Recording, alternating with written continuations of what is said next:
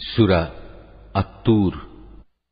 বিসমিল্লাহির রহমানির রহিম। রহমান রহিম আল্লাহ তাআলার নামে। শপথ তুর পাহাড়ের, শপথ পাহাড়ি উপত্যকা অবতীর্ণ লিখিত গ্রন্থের, যা রক্ষিত আছে উন্মুক্ত পত্রে। শপথ বায়তুল মামুরের, শপথ সমুন্নত ছাদ আকাশের। আরো শপথ উদ্বেলিত সমুদ্রের। তোমার মালিকের আযাব অবশ্যই সংঘটিত হবে, তা প্রতিরোধ করার কেউই থাকবে না। যেদিন আসমান ভীষণভাবে আন্দোলিত হতে থাকবে, পাহাড় সমূহ দ্রুত গতিতে চলতে থাকবে, সেদিন দুর্ভোগ হবে একে মিথ্যা প্রতিপন্নকারীদের, যারা ক্রীড়াচ্ছলে অর্থহীন খেলাধুলা করছিল। যেদিন তাদের ধাক্কা মারতে মারতে জাহান্নামের আগুনের দিকে নিয়ে যাওয়া হবে, তাদের বলা হবে, এ হচ্ছে সেই দোজখের আগুন যাকে তোমরা অস্বীকার করতে। এটাকে কি জাদু মনে হয়, না তোমরা আজ দেখতে পাচ্ছ না? যাও, তোমরা এতে জ্বলতে থাকো। অতঃপর এখানে বসে তোমরা ধৈর্য ধারণ করো কিংবা না করো, কার্যত তা তোমাদের জন্য সমান কথা। তোমাদের ঠিক সে ধরনের বিনিময়ই আজ প্রদান করা হবে, যে ধরনের কাজ তোমরা করতে। অপরদিকে যারা আল্লাহকে ভয় করেছে, তারা অবশ্যই আজ জান্নাতের সুরম্য উদ্যানে ও অফুরন্ত নিয়ামতে অবস্থান করবে। তাদের মালিক তাদের যা দেবেন তাতে তারা সন্তুষ্ট হবে। তাদের মালিক তাদের জাহান্নামের কঠোর আযাব থেকে বাঁচিয়ে দেবেন। তাদের আরো বলা হবে, তোমরা পরিতৃপ্তির সাথে আজ এখানে পানাহার করতে থাকো তোমাদের আমলের বিনিময়ে। তারা সারিবদ্ধভাবে পাতা আসনে হেলান দিয়ে অবস্থায় সমাসীন হবে, আর আমি বড় বড় চোখ বিশিষ্ট সুন্দর হুরের সাথে তাদের মিলন ঘটিয়ে দেব।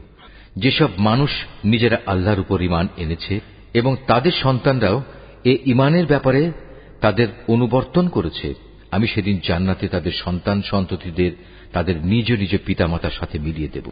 আর এজন্য আমি তাদের পিতামাতার পাওনার কিছুই হ্রাস করব না। বস্তুত প্রত্যেক ব্যক্তি নিজ নিজ কুফরি কর্মফলের হাতে বন্দী হয়ে আছে। জান্নাতে আমি তাদের এমন সব ধরনের ফলমূল ও গোশত দিয়ে আহার্য পরিবেশন করব যা তারা পেতে চাইবে। সেখানে তারা একে অপরের কাছ থেকে পেয়ালা ভরে ভরে পানীয় নিতে থাকবে। সেখানে কোনো অর্থহীন কথা ও কাজকর্ম থাকবে না এবং কোন রকম অপরাধও থাকবে না। তাদের চারপাশে তাদের সেবার জন্য নিয়োজিত থাকবে কিশোর দল, যারা এক একজন হবে যেন লুকিয়ে রাখা মণিমুক্তা।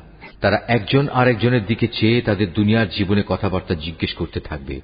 তারা তখন বলবে, হ্যাঁ, আমরা তো আগে আমাদের পরিবারের মাঝে সব সময় পরিণামের ভয়ে জীবন কাটাতাম, আর এ কারণেই আজ আল্লাহ তাআলা আমাদের উপর এসব নিয়ামত দিয়ে অনুগ্রহ করেছেন।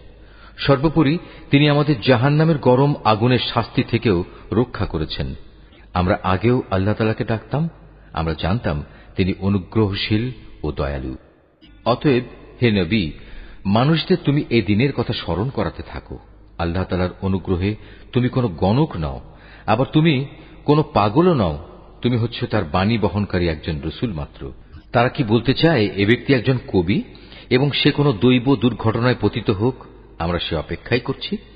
তুমি তাদের বলো, হ্যাঁ, তোমরাও অপেক্ষা করো, আমিও তোমাদের সাথে অপেক্ষা করব। ওদের জ্ঞান বুদ্ধি কি ওদের এসব বলতে বলে, না আসলে ওরা একটি সীমালঙ্ঘনকারী সম্প্রদায়? অথবা এরা কি বলতে চায় সে রসুল নিজেই কোরআনের এ কথাগুলো রচনা করে নিয়েছে? সত্য কথা হচ্ছে এরা ঈমান আনে না। তারা নিজেদের কথায় যদি সত্যবাদী হয়, তবে তারাও এ কোরআনের মতো কিছু একটা রচনা করে নিয়ে আসুক না। তারা কি কোনো স্রষ্টা ছাড়া এমনি এমনি সৃষ্টি হয়ে গেছে, না তারা বলতে পারে তারা নিজেরাই নিজেদের স্রষ্টা, না তারা নিজেরাই এ আকাশমণ্ডল ও ভূমণ্ডল সৃষ্টি করেছে? আসল কথা হচ্ছে এরা আল্লাহ তাআলার এই সৃষ্টি কৌশলে বিশ্বাসই করে না। তাদের কাছে কি তোমার মালিকের সম্পদের ভাণ্ডার পড়ে আছে, না তারা নিজেরা সে সম্পদের পাহারাদার সেজে বসেছে? অথবা তাদের কাছে আসমানে ওঠার মতো কোনো সিঁড়ি আছে যাতে আরোহণ করে তারা আসমানের অধিবাসীদের কথা শুনে আসে?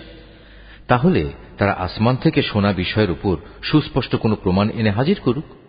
অথবা তোমরা কি আসলে মনে করো যে সব কন্যা সন্তানগুলো আল্লাহ তাআলার জন্য আর তোমাদের ভাগে থাকবে শুধু ছেলেগুলো? কিংবা তুমি কি আল্লাহর বিধানাবলীর তাবলীগের বিনিময়ে তাদের কাছ থেকে কোনো পারিশ্রমিক দাবি করছো, যা তাদের কাছে দুর্বহ জরিমানা বলে মনে হচ্ছে? অথবা তাদের কাছে রয়েছে অদৃশ্য জ্ঞানের এমন কিছু যা তারা লিখে রাখছে? না, এর কোনোটাই নয়। এরা আসলে তোমার বিরুদ্ধে কোনো ষড়যন্ত্র করার ফন্দি আঁটতে চায়। অথচ যারা আল্লাহ তাআলাকে অস্বীকার করে তারাই পরিণামে ষড়যন্ত্রের শিকারে পরিণত হয়। আল্লাহ তাআলার বদলে এদের কি অন্য কোনো মাবুদ আছে? আল্লাহ তাআলা তো এদের যাবতীয় শিরকি কর্মকাণ্ড থেকে পবিত্র। যদি কখনো এরা দেখতে পায় আসমান থেকে মেঘের একটি টুকরো ভেঙে পড়ছে, তাহলে তাকে এরা আল্লাহর কোন নিদর্শন মনে না করে বলবে, এ তো হচ্ছে পুঞ্জীভূত একখণ্ড মেঘ মাত্র। হে নবী, তুমি এদের ছেড়ে দাও এমন সময় পর্যন্ত যখন তারা সে দিনটি স্বচক্ষে দেখে নেবে, যেদিন তারা হুঁশ জ্ঞান শূন্য হয়ে পড়বে। সেই সর্বনাশা দিনে তাদের কোনো ষড়যন্ত্র ও ফন্দি কোনো কাজে লাগবে না, এবং সেদিন তাদের কোন রকম সাহায্যও করা হবে না। যারা জুলুম করেছে তাদের জন্য এছাড়াও পার্থিব জীবনে এক ধরনের আযাব রয়েছে, কিন্তু তাদের অধিকাংশই জানে না। হে নবী, তুমি এদের ব্যাপারে ব্যস্ত হও না, তোমার মালিকের সিদ্ধান্ত আসা পর্যন্ত ধৈর্য ধারণ করো। তুমি তো হামেশা আমার চোখের সামনেই আছো। তুমি যখন শয্যা ত্যাগ করে ওঠো, তখন তুমি প্রশংসার সাথে তোমার মালিকের মাহাত্ম্য ঘোষণা করো। রাতের একাংশেও তুমি তাঁর তাসবিহ পাঠ করো, আবার রাতের শেষে তারাগুলো অস্তমিত হবার পরও তার মাহাত্ম্য ঘোষণা করো।